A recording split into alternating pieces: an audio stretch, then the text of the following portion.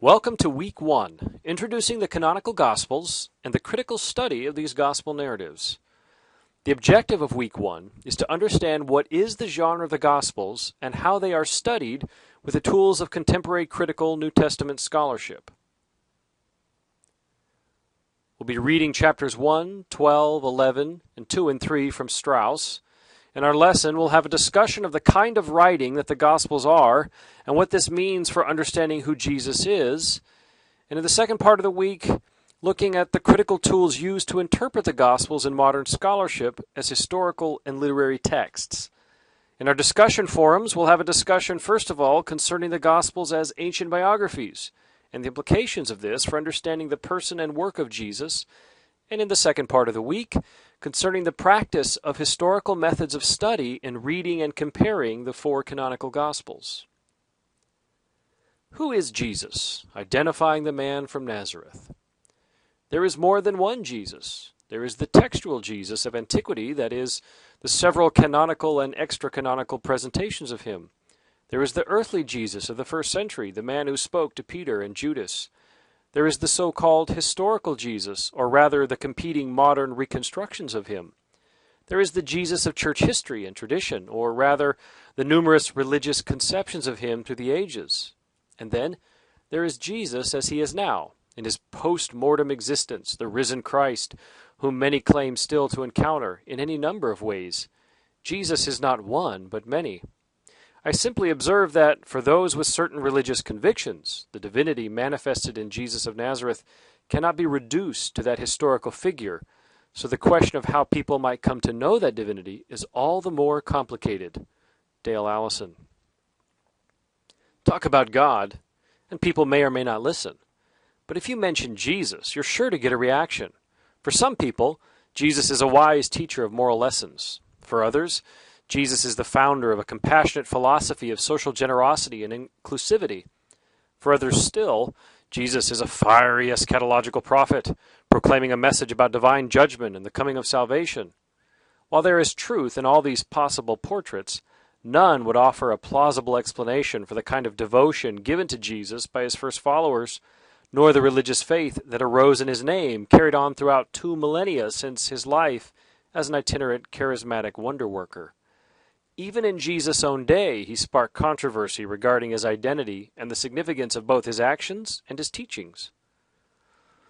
What could have caused first-century Jewish disciples to follow him in spite of the very serious risks involved in claiming public allegiance to a Galilean holy man who challenged the fundamental practices of the Jewish temple institution and who was executed as a threat to Roman political dominance?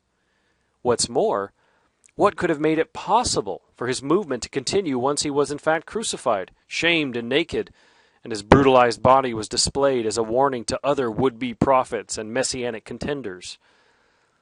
And what borders on the unexplainable, what could have possibly opened the path for his early Jewish followers, who were fiercely monotheistic and staunchly opposed to idolatrous worship, to include Jesus in the practices of devotion to the one God of Israel and include Jesus in the identity of this one God? It is a remarkable fact of history that Jesus came as the herald of the long-expected message about the reign of God, only to be himself proclaimed as the center of Christian preaching. In other words, Jesus, who was the preacher, became the preached. Jesus, who served as the messenger of God's rule, became exalted as the Lord who rules at the right hand of the throne of God. Who is this man whose birth became the dividing point for all Western history, that is, BC versus AD? Even the secular designation of before the Common Era and Common Era must contend with the fact that its calendar traces its divisions back to the Christian understanding of history. The best sources for the life of Jesus are the canonical Gospels.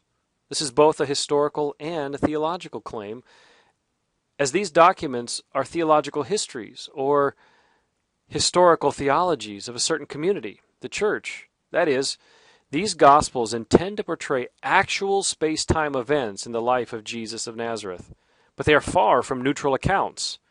The two gospel authors that are explicitly reflective about their methods and intentions verify this.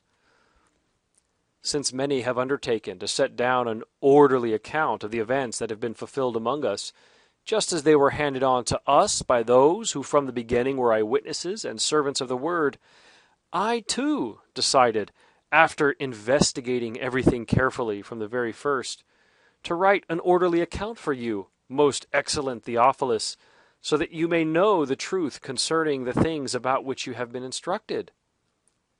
St. Luke.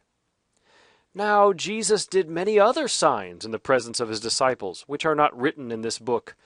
But these are written so that you may come to believe that Jesus is the Messiah, the Son of God, and that through believing you may have life in his name. St. John. The Gospels make claims about Jesus, that he is the fulfillment of the story that began in the Scriptures of Israel. The Gospels claim that the God of Israel was working in and through Jesus of Nazareth, and even include Jesus in the very identity of God in their own distinct ways. For this category of identity, which offers much promise beyond the old ontology versus function debate with regard to Christology, see the book by Richard Bauckham. This raises the question regarding what kind of literature the Gospels are. How is it that they fuse together these robust theological concerns with depictions of historical accuracy? In what ways are truth and history related in the Gospels? What kind of expectation should we have concerning what we should understand about these texts? What are the Gospels? Looking to genre and meaning. What is a Gospel? How do we know what kind of writing it is? We form a judgment about the genre of a writing quite instinctively by comparing it with other similar writings with which we are familiar. So what were the expectations of the first readers of the Gospels? Did they assume that they were biographies or histories or travel tales or religious propaganda? Are they intended by the evangelists to be read as accurate records of the life of Jesus? Many readers of the Gospels have assumed that they are intended to be accurate records of the life of Jesus, perhaps from eyewitnesses. They are then very puzzled by the differing accounts of the same incident in two or more Gospels. Graham Stanton. Thus, the decision by the first evangelists to write a gospel in a biographical genre for people to read about Jesus' person is itself a Christological claim, namely, that it is in the person and work, life, death, and resurrection of Jesus that God is now to be found. Richard Burridge. The genre of lives, or Greek bioi, Latin vitae. Writing about the remarkable phenomenon of early Christian devotion to Jesus and inclusion of Jesus in the monotheistic worship of Israel's God, Larry Hurtado wrote generically about the features of the various Gospels produced by early Christian writers as Jesus books. After surveying many common characteristics about the canonical Gospels' presentations of Jesus, he avers, in short, this all amounts to a shared programmatic effort to locate Jesus in a specific historical, geographical, and cultural setting. It represents an insistence that the Jesus whom the writers and intended readers of these Gospels reverenced, who include Gentiles and Jewish believers in various locations in the Roman world, and were to see as linked with God's purposes in a unique way, is quite definitely Jesus of Nazareth. He's not some timeless symbol, not a mythical figure of a once upon a time, but instead very specifically a Jew whose life and activities are geographically and chronologically located in a particular place and period of Jewish history in Roman Judea. In terms of Christian theology, we might say that when God came to live among us, God did so as a particular person, in a particular time and place, speaking a specific historically conditioned language to a particular people. God enfleshed got Galilean dust on his feet, ate according to Judean dietary customs, and prayed with what might be surreptitiously labeled a Middle Eastern accent. The Gospels consistently relay this portrait, and therefore Christian thinking about God is inextricably tied to the one man, Jesus of Nazareth. That is what the Church has always proclaimed as its unique message of good news. Mark begins his narrative about Jesus' life by referring to the content as a gospel, ta euangelion. But this is not itself a genre designation. There's a long and varied development from the use of the term gospel to refer to a propagation of some good news to referring to a particular group of writings that contain such a message. Getting from the gospel proclaimed by Jesus to the gospels written about Jesus was a long and complex process. Choosing to transmit the heart of Christian communities in the form of a gospel was itself a deliberate and carefully composed work of faith. But if we were to consider where the Gospels might fit into the collection of an ancient library, if they were organized by genre, then where might we find them? Various genres have been proposed to explain the shape and content of the Gospels. Few have suggested that they are outright fictions, but most scholars recognize the fictive, that is, figurative elements in these narratives. What this means is the Gospels are not simply a string of historical factoids whose purpose is to merely communicate information. Their purpose is transformative. They focus on the paradigmatic and typological elements of Jesus' life. The Gospels imbue even the smallest phrases and seemingly insignificant interpersonal encounters with cosmic theological significance. Furthermore, the Gospels draw on literary precedents to frame the significance of Jesus' words and deeds. So, for example, Jesus is cast in the light of Moses, or prophets like Elijah and Elisha. These connections with episodes in the scriptures of Israel are made in order to proclaim the significance of continuity with the stories of God and God's people in the corporate memory of the Judean people. Both the selection and arrangement of data in the Gospels are intended to evoke a response of faith and commitment from their audiences in relation to the covenant demands of Israel's God and the community of God's people. It has long been recognized that the Gospels are not strictly histories in the sense of the historiographical genre. Their scope, in terms of geography and time periods, is too limited. They focus on the life of one individual, and geography only functions to offer a setting for his interactions, rather than serving to provide territories and relations between groups of peoples. However, this does not deny the historical aspect of the Gospels. As we will discuss below, historicity in the ancient world was concerned with much more than simply the question, did it really happen? Other generic categories put forward include aretologies, that is, Greco-Roman accounts of the exploits of heroic and virtuous men or divine men, epic, focusing on the founding of a people group, even Jewish midrash. Midrash is a Hebrew term meaning interpretation or the searching out of meaning. But it is the form of the ancient Greco-Roman biography that fits most closely with the form and content of the canonical Gospels. It was Richard Burridge who did the most extensive comparative study on the features of the canonical Gospels with contemporary Jewish and Greco-Roman literature. He compared 4 categories that demonstrated the closeness of the canonical Gospels to other ancient Greco-Roman writings of lives. He looked at opening features, the title, opening words, prologues or prefaces, the subject, that is the basic content or subject of the work, external features, the mode of representation, meter, size or length of the work, the structure or sequence, and the scale, and finally internal features. That is, in addition to the subject and opening features, the settings and topics, style, tone, mood, attitude, values, and quality of the characterization. In his comparative study, Burridge registers the similarities in common topics and common purposes between the canonical Gospels and other ancient Greco-Roman biographies. In terms of topics, he notes how there was a common habit of representing the primary character's ancestry, birth, boyhood and education, great deeds, virtues, and finally his death and its consequences.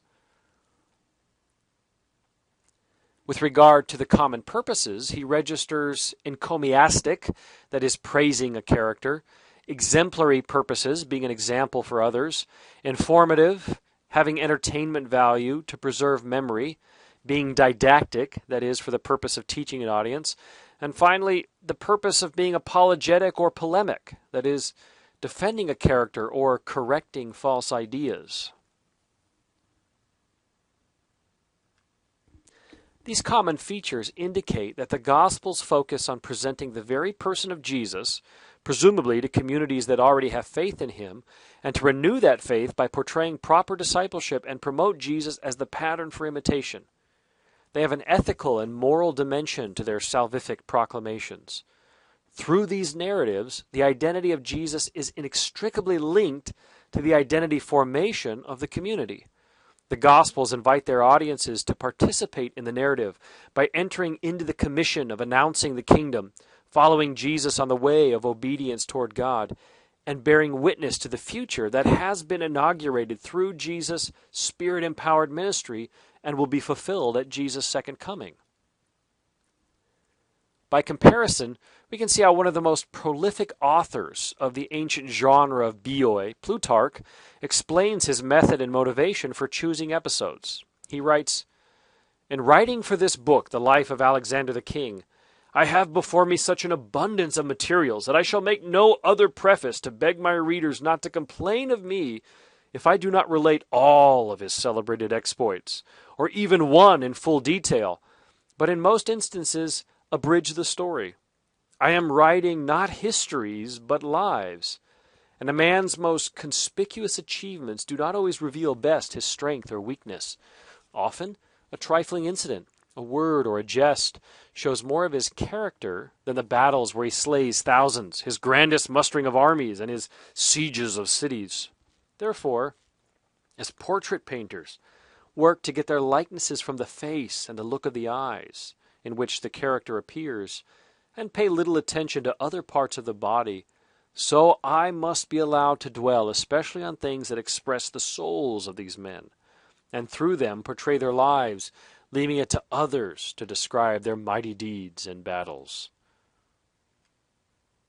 Therefore, it is important to ask historical questions about and around the Gospels, but it is also crucially important to recognize that to designate the Gospels as biographies is not to allow the superimposition of the modern category of biography onto these ancient narratives, with all of our modern psychologizing and egocentric causal explanations. Being that the Gospels claim to represent space-time events means that they invite historical investigation. But it is absolutely imperative that we not forget that history is not simply the past. That bears repeating. History is not the past. History is a representation of the past, and therefore the work of studying history involves not just questions of verification, did it really happen, but also of signification. What does it mean? By the way, one of the scholars who stands out with regard to the philosophy of history is Joel Green. He wrote a commentary on Luke's Gospel where he opens up some comments in that regard, and then he has a couple more articles where he speaks in general and specifically with regard to the role of historical investigation and the theological reading of Scripture. Very worthwhile. Issues of narrative configuration and accurate depiction.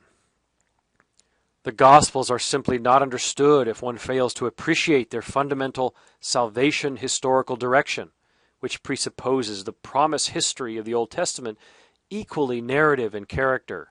Martin Hengel. Perception of an event is already selective and interpretive. The retrieval of a memory involves the creative bringing together of different elements of autobiographical knowledge. Memory is a constitutive process involving a complex retrieval system sampling an extensive knowledge base. Even accurate memories are selective and interpretive. According to much psychological theory, the memory works with schemata, frames or scripts or other terms with similar meaning, patterns that enable the mind to organize data in a usable way. Richard Bauckham. It is an important insight, perhaps especially for Christian believers in the evangelical tradition, to recognize that the Gospels are religiously biased and ideologically crafted. To affirm this is not to deny their historical value, but rather to challenge the myth of neutrality in the work of historiography. It is important to not reduce the Gospel's presentation of Jesus to a data set of propositions that should be merely transmitted and given mental ascription to. The message of the Gospels is proclamation and requires a response in terms of acceptance or rejection of Jesus, his message of the kingdom, and the encounter with the God he presents us with. History is not merely a collection of factoids arranged in proper chronological order. Once a certain factoid, like a person or an event in the past, is lined up with another person or event, we have engaged in the act of narrativizing. We have introduced elements like plot, characterization, and sequence. This is certainly true with the gospel narrative's life of Jesus. These stories not only look back to how the story of Israel and Israel's God and the scriptures of Israel was aiming toward a climax in the person of Jesus, but they also have an eschatological orientation. The Gospels see the story of Jesus as being the ultimate explanation for history, where the cosmos is going. In their different ways, each of the canonical Gospels makes claims that are rooted in history, but go beyond other kinds of knowledge, including relational knowledge, existential, and theological. If one is seeking for truth when reading the Gospels, it will simply not do to stop the inquiry at the level of verifying the narratival data, that is, the episodes about Jesus in the Gospels, with a corresponding event, for example, a word or deed of Jesus. If we take the claims of these Gospel writings seriously, then the question of truth pertains to much more than simply offering independent verification that something actually happened. New Testament scholarship has traditionally utilized a variety of criteria of authenticity to investigate the historicity of the historical Jesus words and deeds. These criteria include the criterion of dissimilarity, which emphasizes the difference between Jesus and both his contemporary Judaism on the one hand and the beliefs of the later church on the other hand. The criterion of multiple attestation gives more credence to sayings or actions portrayed by more than one source standing behind the Gospels. The criterion of embarrassment assumes that the statements that would cause embarrassment to the ancient church would have been unlikely to be created by that church in its cultural settings. The criterion of Semitic language. This assumes that Aramaic phrases or elements portraying a Palestinian environment are more likely to be authentic and not created by a more Gentile church of later years. The criterion of coherence. This builds off of the former criteria and evaluates elements that fit in with the overall picture received by the scholar or the school of inquiry. The criterion of plausibility. Like the previous criterion, this one builds off of an overall picture developed from sociocultural and textual literary studies that place Jesus in his native environment of Herodian Galilee and Roman Judea. But the biggest questions about who Jesus was and is, and what he did, go beyond being able to prove that he did what Matthew, Mark, Luke, or John say he did. For example, even if we could offer an irrefutable argument, a chimera that is never really possible in the realm of history, that Jesus really did heal blind Bartimaeus, or that he raised Jairus' daughter from the dead, or that he walked on the water, or turned water into wine, we could not then necessarily prove the corollary that Jesus did this by God's power, or that it had the significance of bringing the kingdom of God. If we could prove that the best explanation for the empty tomb was that Jesus did in fact rise from the dead, and prove this with the greatest probability, we could not then also prove that God was the agent of this action, or that it ushered in the dawn of God's new creation, or that this event proves that Jesus uniquely shares in the divine nature. The truth of these events goes well beyond the mere establishment of them as space-time facts. What's more, the story of Jesus in the Gospels is itself the story that founds the faith of the church. While the historical aspect is indispensable to the study of Jesus in order to place him in his proper time and place, the theology of Jesus' story is itself not founded on the history. History as a field of study does not get to claim primacy in the study of Jesus in the Gospels. It is only recently, with the extension of the Enlightenment project of European history and the trend towards secularization, that biblical scholarship has felt the need to found the stories of Jesus on historical criteria that are external to the gospel narratives themselves. This is why we are doing a course on the canonical Gospels and not a course on the historical Jesus. There is a place to investigate the historicity of the events of Jesus' life. However, this inquiry has an imperfect value and has limited profit for many of the concerns of the community of the Church.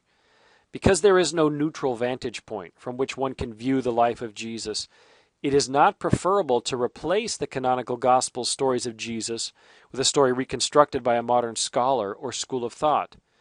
History must find its place among the various disciplines and discourses in the study of Jesus and the Gospels. The same is true for the disciplines of theological and literary inquiry. Thinking about the Gospels as eyewitness testimony and what this means. Testimony is the category that enables us to surmount the dichotomy between the so-called historical Jesus and the so-called Christ of faith. It enables us to see that the Gospels are not some kind of obstacle to knowledge of the real Jesus and his history, but precisely the kind of means of access to the real Jesus and his history that, as historians and believers, we need. Richard Bauckham.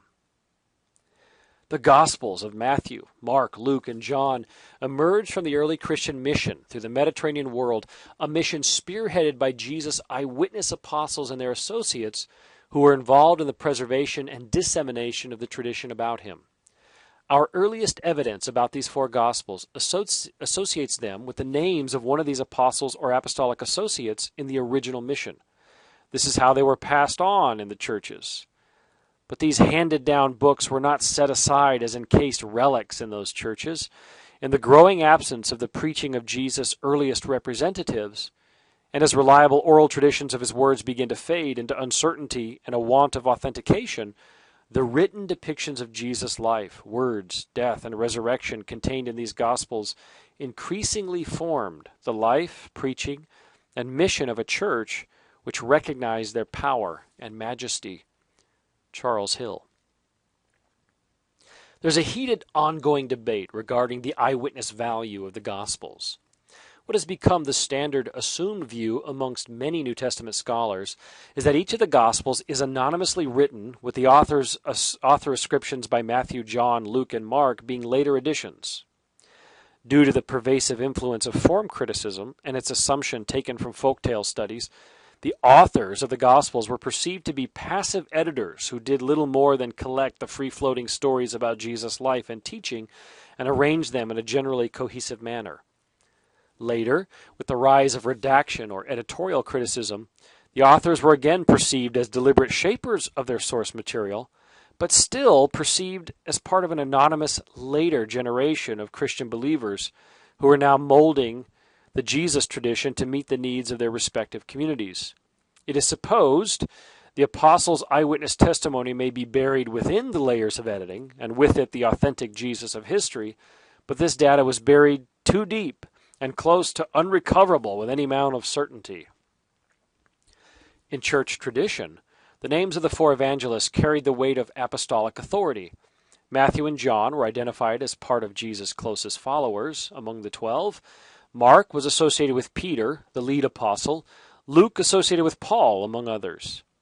The evidence from the 2nd century quickly establishes the tradition with the voice of Papias, bishop of Hierapolis, whose words are preserved in the 4th century church historian Eusebius, offering the earliest attestation to the burgeoning tradition. The general attitude among many New Testament scholars, both agnostics and pious believers, is to be skeptical of these claims of apostolic authorship and association. In recent years, there have been various attempts to challenge what has become a dominant consensus. The purpose and goal of such studies has been to recover the authority of these Gospels as providing the most authentic version of the Jesus tradition in contradistinction to other testimonies, for example, non-canonical Gospels, or modern historical reconstructions of Jesus and his earliest movement. For example, Richard Bauckham argues vigorously for defense of eyewitness testimony standing behind the Gospel writing. He writes, "The Gospels embody the testimony of the eyewitnesses, not of course without editing and interpretation, but in a way that is substantially faithful to how the witnesses themselves told it, since the evangelists were in more or less direct contact with eyewitnesses, not removed from them by a long process of anonymous transmission of the traditions.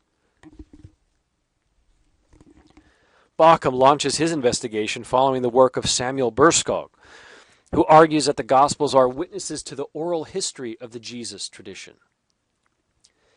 Burskog militates against the sharp dichotomy that too many assume in the history versus story polarization. In his summary and conclusion, he explains, "The Gospel tradition, I have argued, originated and developed in a constant process of reoralization.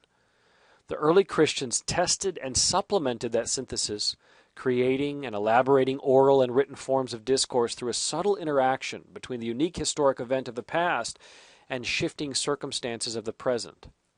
Terms and labels such as reliability, historicity, tradition, transmission, etc., can be fully appreciated only in a situation which takes seriously this dynamic, interactive matrix.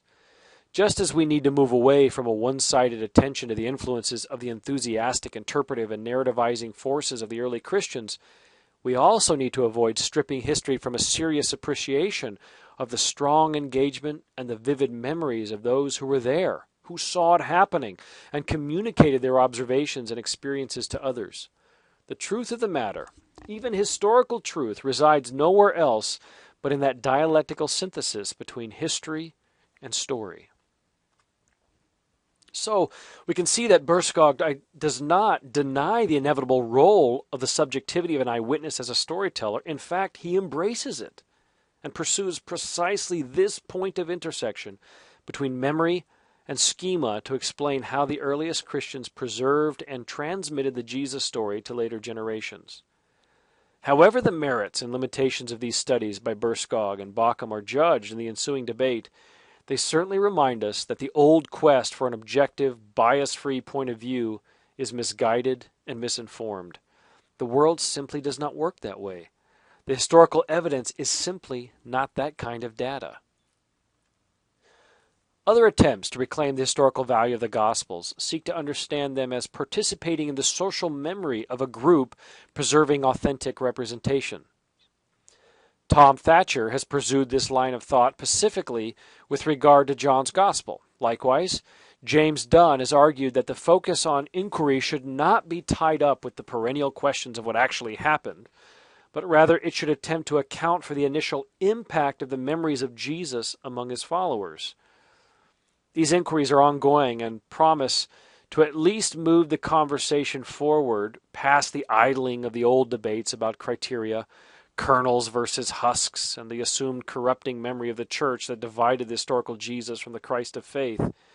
In so doing, these studies also open up new venues for an appreciation of the Gospels as historical memory and literary artistry.